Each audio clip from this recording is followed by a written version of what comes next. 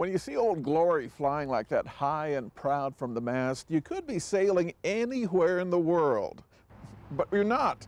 You're in Fredericksburg, Texas, home of the National Museum of the Pacific War. We came here to see a World War II banner with a story.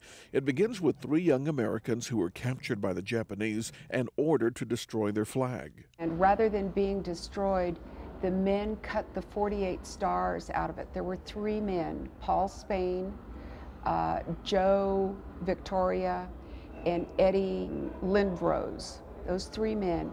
And they hid the 48 stars from 1942 until 1945, when they were rescued as prisoners of war. These stars and the dream of flying them again were a secret the trio kept for more than 3 years.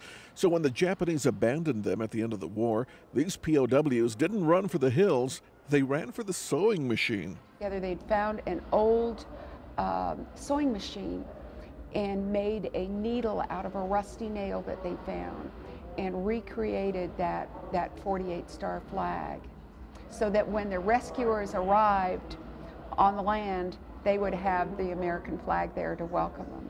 The coarse stripes came from colored parachutes from food drops.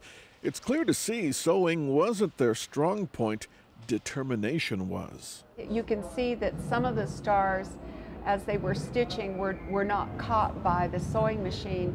And so those men stitched them on, and you can see the very primitive hand stitching in there. Spain, Victoria, and Lindrose made sure the flag survived the war.